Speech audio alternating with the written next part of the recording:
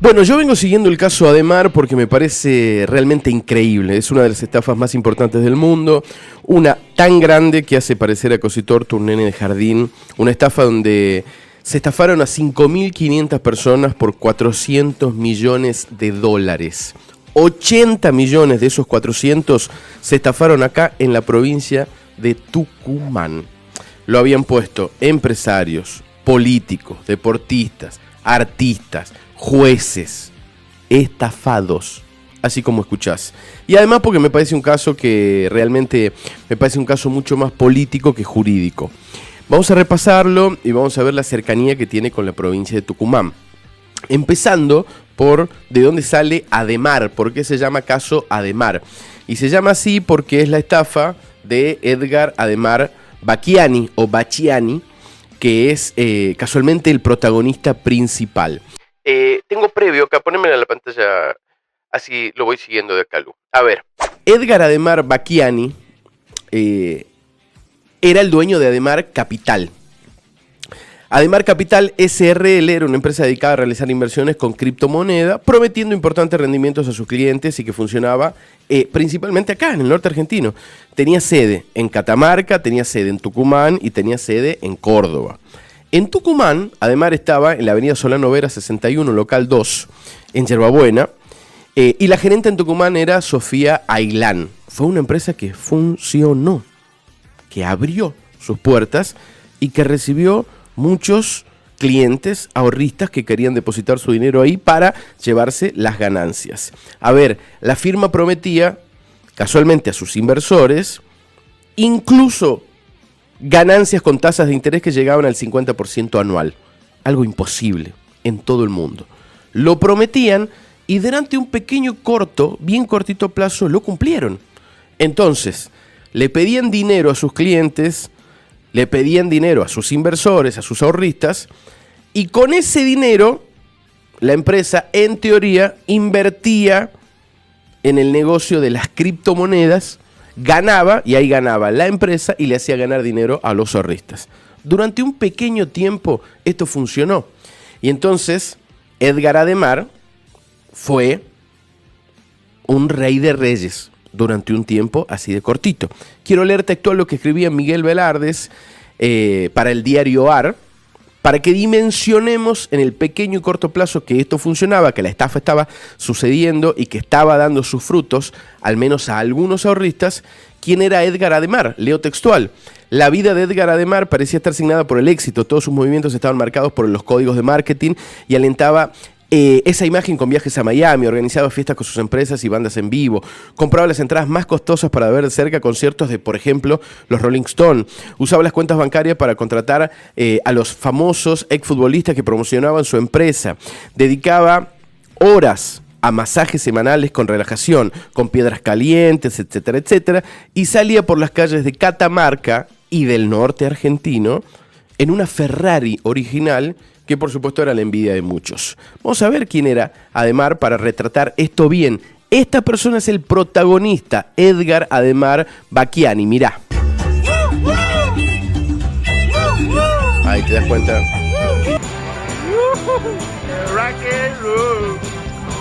Por supuesto, imágenes conocidas en el mundo de las redes hoy por todos los manos santas digitales que prometen rentabilidad en dólar que es imposible, que promete que sea millonario, que hace que no está ganando en dólares, y toda esa vida que mucha gente quiere venderte, y también lo hacía Edgar Ademar. De donde arranca Wicca hasta Avenida Ocampo, me pertenece. Así que imagínense las cosas que puedo llegar a hacer acá en esta montaña. Podemos hacer del Jumial Carlos Paz, queda un poroto al lado del Jumial si lo agarramos, Y no estoy exagerando, no estoy exagerando para nada. Venilu. Ese era Edgar Ademar ahí presumiendo de que tenía un cerro básicamente en Catamarca y se había comprado una montaña y que quería transformarlo en Carlos Paz. Es decir, estamos hablando de alguien que presumía dinero, que ganaba muchísimo dinero, que se paseaba con una Ferrari y que, bueno, básicamente durante un tiempo fue una persona muy querida, muy amada y muy respetada en el norte argentino. ¿Por qué? Y por lo que mostraba. Mostraba que podía tener un negocio sustentable que podía hacerle ganar plata a todos sus clientes y sus ahorristas, etcétera, etcétera, etcétera. Por supuesto que como toda estafa, hay un momento que tiene una subida que es cortita y hay un momento que se corta. ¿Qué fue cuándo? Y como en toda situación de estafa, hasta que los pagos se retrasaron. Hasta que el dinero de los ahorristas empezó a no volver. Y hasta que la posibilidad de recuperar ese dinero se redujo notoriamente y los ahorristas empezaron a notarlo. Y empezaron a ir a las distintas sucursales. Sí, ¿qué tal? Vengo a buscar mi plata. No está mi plata. Sí, ¿qué tal? Sí, vengo a buscar mis intereses. No están mis intereses. Muy similar a lo que pasa en estas grandes estafas, como le pasó a Cositorto, igual le pasó a Ademar. Hay un momento que se traba porque la gente va a buscar lo que le pertenece en teoría y ese dinero no está, no existe. Y ahí empezaron muchos a ratificar, a radicar en realidad, primero, las denuncias en la justicia. Pero antes de que empiece la causa y antes que empiece todo esto que es una telenovela infernal, quiero que escuchemos a un damnificado que hablaba antes de que Ademar Bacchiani esté preso, antes de que empiecen las causas pesadas, en Telefe Córdoba. Y contaba su experiencia, lo que le había pasado a él. La voz de un ahorrista, de un cliente que había confiado en esta empresa y que hablaba y decía esto, escuchá. Esta empresa, esta SRL, lo que ofrece son un tipo de plazo fijo, por decirlo de alguna forma, en la cual le das un capital y ellos te ofrecen un retorno que varía entre el 10 y el 20% dependiendo del monto y si es en pesos o en dólares. Supuestamente ellos las rentabilidades altas las pueden ofrecer ya que lo hacen a través del trading. Edgar Bacchiani es un trader supuestamente de hace muchos años y que ahora se ha visto perseguido, según él, por la gente, por el gobierno de Tucumán y de Catamarca, porque mucha gente ha vendido sus herramientas de trabajo para invertir en su negocio. Con los retrasos ya directamente no paga absolutamente nadie las deudas que tiene. El otro día hizo un vivo en el cual decía que le diéramos 7 días hábiles para acomodar todo, la cosa que no hay cero noticia, iba a mandar gente a Córdoba. Acá en Córdoba somos más de 600 los damnificados por una suma aproximada de 21 millones de dólares. Es así. Esto era antes de que empiece el quilombo. Había un damnificado ahí que decía, bueno, que contaba el modus operandi. Nobleza obliga separar algo de la estafa de Cositorto de la estafa de Ademar. En la estafa de Cositorto, cuando empezamos a profundizar, nos damos cuenta que la fiscal de Villa María de Córdoba dice que Cositorto, con la plata que le daban sus clientes, no operaba en el mercado, realmente. No invertía en nada, no la ponía a trabajar en nada, todo lo que mostraban eran simulaciones, pero jamás operaron en ningún tipo de mercado. Nobleza obliga a hablar de que el caso de Ademar sí operaba en el mercado. Ademar sí es un famoso trader de criptomonedas y sí hacía trabajos vendiendo el famoso high tickets y bla, bla, bla, bla, bla, bla, bla. Un capo de la criptomoneda que durante un tiempo sí puso a funcionar la guita, sí generó muchos intereses y sí le hizo ganar por un pequeño momento guita a mucha gente. La diferencia de uno no operaba, el otro operaba y tenía conocimiento. Cuidado, que después para la justicia eso quizás sea un agravante. Pero vamos a empezar a contar la historia de las causas. Que hay varias, pero hay una que es muy pesada, y que empieza el 2 de marzo del año 2022. El 2 de marzo del 22, el abogado tucumano Alfredo Aydar presenta la primer querella del país en contra de los responsables, es decir, de Edgar Ademar Bacchiani y sus colaboradores. La denuncia recae en la Justicia Federal de Catamarca y esta muy rápidamente procesa y pide la prisión preventiva de Edgar Ademar. Y es así que el 22 de abril, un mes y 20 días después de presentada la denuncia, Edgar Ademar y sus principales colaboradores, parte de esta banda delictiva, son apresados por la justicia. Una situación que empieza a sorprender a todo Catamarca. Que, oh, mirá, el lord inglés, el que andaba con la Ferrari, el millonario, el que andaba en Dubái, el que iba a ver los Stones en Miami, el que presumía todo el tiempo, el que regalaba mucho en Catamarca, porque dicen que era un tipo generoso en cuanto generaba guita, le compraba cosas a la gente, que se hacía querer, termina preso. Y empiezan todas las sorpresas. Y empieza una cobertura muy grande también de la prensa nacional a seguir este caso.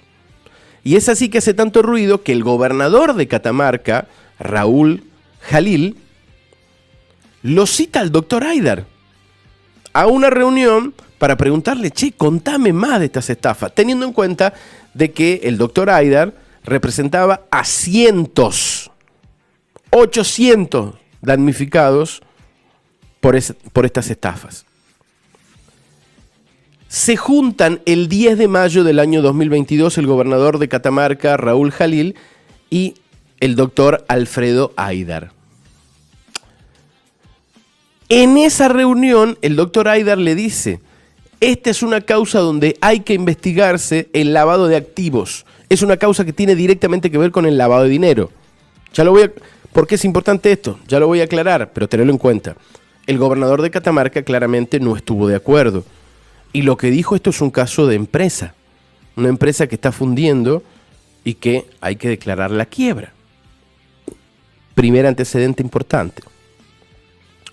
El 15 de mayo, 5 días después de esa reunión, el doctor Haidar denuncia al hermano del gobernador de Catamarca en la justicia, llamado Andrés Jalil, a Tronco, como le decían, que está ahí, por ser parte, casualmente, de Ademar Capital, o de alguna manera de formar parte de esta asociación ilícita o de esta banda delictiva, etcétera, etcétera, etcétera. ¿Por qué? Por dos motivos. La primera era la cercanía que tenían Tronco y Ademar, que se mostraban todo el tiempo juntos, incluso que este termina siendo el padrino de un hijo, así como escuchás. Pero sobre todo, porque Andrés efectúa, y esto está probado, transferencias desde las cuentas de Fundación Jalil y desde el Sanatorio Junín, cosa que pertenecen a él, a Ademar Capital. Ademar Capital. En la presentación que hace el doctor Haidar, además vincula este escenario con, posteriormente, la adquisición de un edificio en la calle Almagro, el cual habría comprado Andrés Jalil por $1 millón. Y le dice el doctor Haidar al juez Miguel Ángel Contreras, es fundamental que allanemos el edificio y la casa de Andrés Jalil, porque vamos a encontrar cosas que tienen que ver con esta situación, con esta estafa. Bueno, el juez Miguel Ángel Contreras se opuso al allanamiento del edificio y, por supuesto, al del domicilio de Andrés Jalil. ¿Cómo será que esta situación empieza a hacer ruido en Catamarca? Que empieza, claro, a vincularse al hermano del gobernador con la persona que había estafado a medio norte argentino. Que el gobernador Jalil, Raúl Jalil, el 20 de mayo del 22 decide hacer una declaración que a mí me parece llamativa y dice, si encuentro algún funcionario de mi gobierno que está vinculado con alguna de estas estafas, inmediatamente lo voy a echar. El 20 de mayo dice, escuchen bien, si encuentro algún funcionario que está vinculado con estas estafas, inmediatamente lo voy a echar. El 24 de mayo, 4 días después sin decir nada, el gobernador Raúl Jalil de Catamarca echa a su ministro de Desarrollo Social, Maximiliano Rivera, sin dar explicaciones. Pero 4 días antes había dicho, si encuentro a alguien que tiene que ver con las estafas, lo echo. 4 días después echa a Maximiliano Rivera, no declara más nada. Maximiliano Rivera es reemplazado en el Ministerio de Desarrollo Social de Catamarca por Juan Carlos Rojas. Esto es vital. Ese que está ahí es Juan Carlos Rojas, o Rojitas, como le decían. Un hombre de Catamarca de toda la vida que se había criado siendo mozo del Richmond. Un hombre que además era secretario del gremio UTGRA, secretario en Catamarca de Luis Barrio Nuevo, cabeza de ese gremio a nivel nacional. Rojitas, como le decían, era un hombre que se había formado siendo mozo, lo cual le había dado contacto con casi toda la comunidad de Catamarca, que lo conocía, que lo quería, que lo respetaba. Y entonces cuando uno empieza a preguntar en Catamarca sobre quién era Rojitas, nos damos con que era un tipo muy querido, muy honesto, muy trabajador. Muy distinto a la imagen que se tenía del resto de la clase política. Y entonces, Rojitas, que está ahí, cuando empieza a investigar, cuando asume el ministerio, empieza a interiorizarse del gran misterio que manejaba. Todos saben que los ministerios de desarrollo social de las provincias, así como el de Nación, son muy amplios y tienen brazos por todos lados. Bueno, en ese marco, Rojitas empieza a interiorizarse de dos cosas muy importantes. La primera es, había comida en los galpones de desarrollo social de Catamarca que no se entregaba. Fíjate las similitudes con casos después de La Nación, etcétera, etcétera. Y dos, la Secretaría de Finanzas del Ministerio de Desarrollo Social tenía movimientos de dinero con Ademar Capital. Habría tenido movimientos grandes de dinero con Ademar Capital.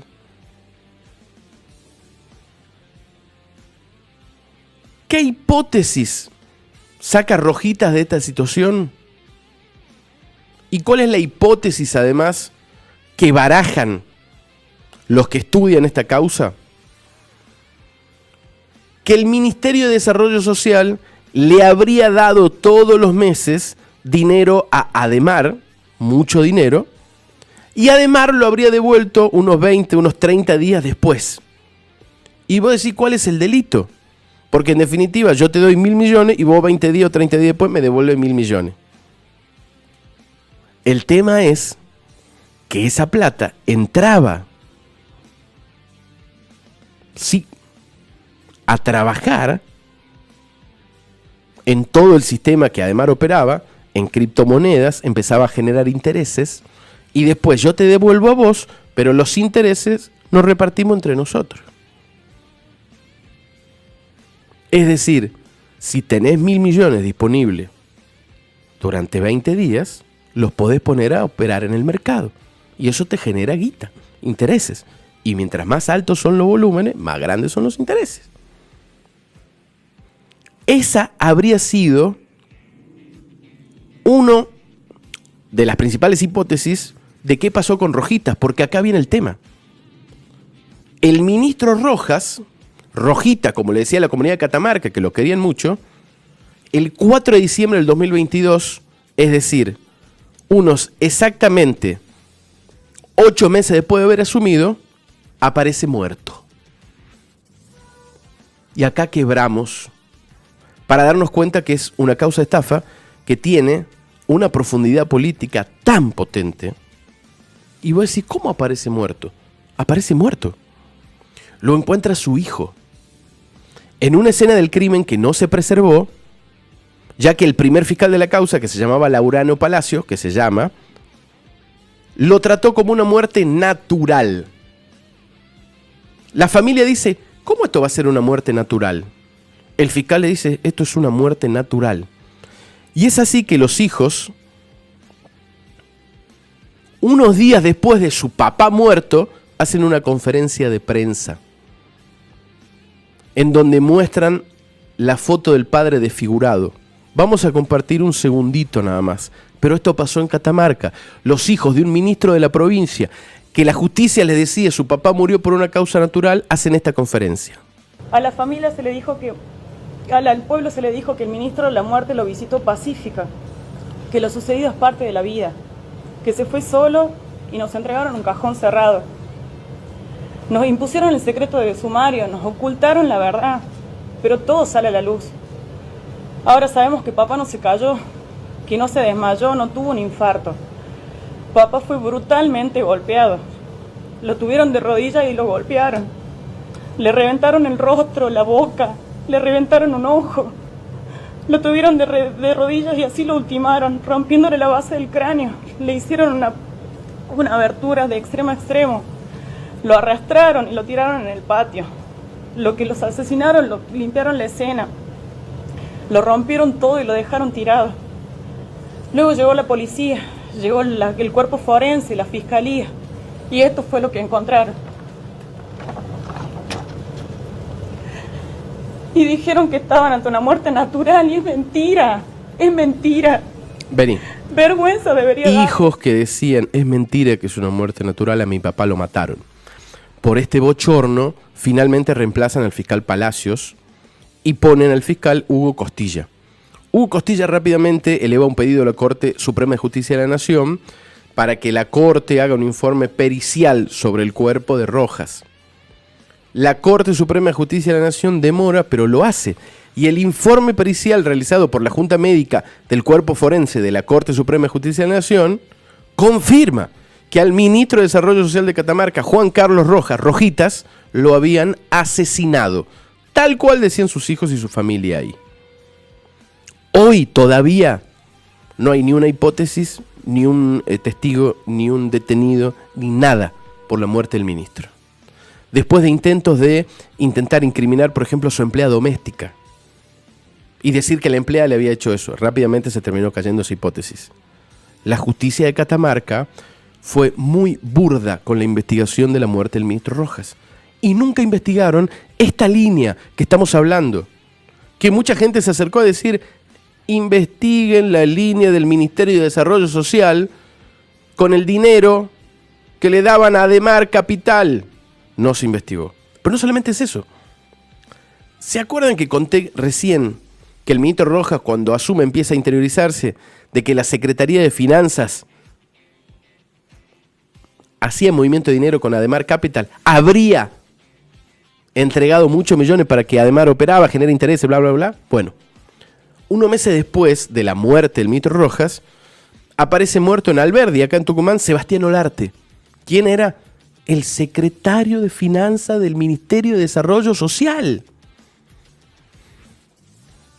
El secretario de Finanzas del Ministerio de Desarrollo Social. Sebastián Olarte, que aparece muerto, rápidamente la justicia de Concepción lo tilda como un suicidio. Y es así que el doctor Alfredo Aidar le presenta un escrito a la justicia de Concepción para que se investigue y para que le digan si fue un suicidio o si fue un homicidio. ¿Por qué? Marcando el antecedente de la muerte del ministro Rojas, todo lo que había pasado y todo lo que se consideraba que tenía que ver con la causa Ademar. Ya pasó un año de eso. La justicia de Concepción no investigó absolutamente nada. Tampoco hay detenido, tampoco hay absolutamente nada en torno a la muerte de Sebastián Olarte, que rápidamente terminó como un suicidio. Y quedó ahí. Esta causa que estoy hablando tiene una complicidad política muy alta. Estamos hablando de un ministro y de un secretario de la provincia muertos sin todavía que alguien diga cómo y por qué murieron, pero que tienen un lazo con esta causa. En ese marco, hoy Edgar Ademar continúa preso en la cárcel de Miraflores, en Catamarca, pero la causa no avanza, o en realidad avanza hacia un lugar que te conté arriba también en aquella reunión de el gobernador Jalil y el doctor Aidar. Empezó a mencionarse, esto es algo que quizás se soluciona con la quiebra. La justicia de Catamarca quiere hacer creer que Edgar Ademar tenía una empresa exitosa y que quebró, y entonces ahora va a ir a concurso de quiebra. Cuando en realidad lo que está pasando ahí es un delito, no es una empresa que quebró. Que en definitiva le puede pasar a una empresa que quiebra y termine con deuda. Esto da la sensación que es otra cosa. Y vamos a escuchar al doctor Aidar, en la actualidad, el abogado que más damnificados tienes en esta causa en todo el país, que representa muchísima gente, cientos de, sobre todo catamarqueños, pero también tucumanos y algunos cordobeses. Y puntualmente él habla de eso, de que se está llevando esa causa para ahí. Escuchá. La maniobra ya es más que evidente en la causa Ademar. Quieren dejarlo a Ademar como un empresario que quebró. Con ese antecedente, los narcotraficantes también podrían quebrar. ¿Cómo puede habilitarse una quiebra cuando hay dinero investigado de haber sido lavado? No puede quebrarse a alguien si se está investigando que podría haber lavado dinero, o sea, haber cometido un delito con el dinero, y en Catamarca, como todo se puede por orden de Raúl Jalil, autorizaron esa quiebra total y absolutamente fraudulenta, que en el momento oportuno haremos la denuncia correspondiente. Y por otro lado vemos que parte de la estrategia es decir que Ademar no tiene un centavo en criptomoneda y que le robaron. Nuestros informes de la ruta del dinero, que ya suman 9 informes en el expediente, claramente demuestran que el dinero virtual está, que el dinero en criptomonedas está. Venga, a ver, ¿qué dice el doctor Aidar? Que él tiene presentado en la causa 9 informes sobre la ruta del dinero, que es las billeteras virtuales de Edgar Ademar Baquiani, los suyos, sobre todo de él, que están moviendo permanentemente dinero y que tienen millones de dólares en criptomonedas. Lo tienen. El dinero que estafaron, lo tienen. O gran parte del dinero que estafaron, lo tienen. En ese marco, a mí me parece muy apasionante 3 aristas de este caso. La primera es un caso blindado mediáticamente por todos lados. Hay alguna poca información en algunos medios del principio de la causa, pero después, se corta. Y salvo 2 o 3 periodistas que están siguiendo y que estamos siguiendo esto, el resto afuera. ¿Por qué será? Pongo signo de interrogación en un investigado que tiene tanto dinero, además también para repartir, entre otros, a periodistas y a medios. 1. 2. Es impresionante la cantidad de gente involucrada de la provincia de Tucumán que puso guita y la estafaron. Y que ahora no se anima a denunciar. Políticos, jueces, empresarios. Algunos, muy pocos, son parte de la denuncia. O de alguna denuncia. El resto prefieren perder guita antes que alguien los mencione. Antes que alguien diga, este intendente era un posero de Ademar. Andaba buscando gente que le ponga guita. Un intendente de la provincia de Tucumán. Llamaba. Che, hay un negocio espectacular acá. ¿Querés poner guita? ¿Querés poner guita? ¿Querés poner guita? Posero. Movía gente para que pongan en el pozo. Por ejemplo, ese intendente y algunos otros del alto rango de la política tucumana fueron también estafados. Pusieron guita y jamás le devolvieron. Y ahora no se animan a ser parte de esa denuncia porque, a ver, 2 cosas. 1, ¿de dónde sacás tanta guita para poner en dólares? ¿De dónde tiene, por ejemplo, un intendente para poner $100.000 en efectivo? ¿De su salario? No lo creo. Y la segunda, anexada al punto 2. Los políticos, los empresarios y algunos agentes federales, algunos agentes del Poder Judicial que fueron estafados, prefieren perder guita antes de quedar en la sociedad como unos boludos porque los estafaron. Y hay varios así, ¿eh? Varios. Punto número 3. Es tan potente, pero tan potente, la influencia de Ademar en el mundo político empresarial del norte argentino, que ahora algunos también lo defienden. Ademar los estafó y ellos lo defienden para que algunas cosas no se hagan públicas. Un caso muy apasionante que a mí me tiene al filo de una investigación periodística que por ahí, no sé, termino escribiendo un libro, algún guión, etcétera, etcétera, porque es impresionante todo acerca del caso Ademar como está acá. Realmente es impresionante, es un caso para tener en cuenta y es un caso además que está al filo de quizás el primer juicio, que no es esta causa grande la que tiene la Justicia Federal de Catamarca, es una causa más pequeñita en Córdoba que quizás a mitad de año, o un poquito más adelantado, en agosto más o menos, va a ir a juicio y es la primera quizás que tenemos de a ver qué puede pasar con Ademar en la justicia. Lo que pasa es que el juicio de Córdoba es un juicio solamente a 50 estafados por un monto total de $20 millones, que por supuesto es importante, pero estamos hablando de que la causa enorme que tiene la Justicia Federal de Catamarca es por 400 millones y como por 4.000 damnificados. En ese marco habrá que esperar y seguir de cerca lo que para mí es el caso de estafa más grande de la República Argentina.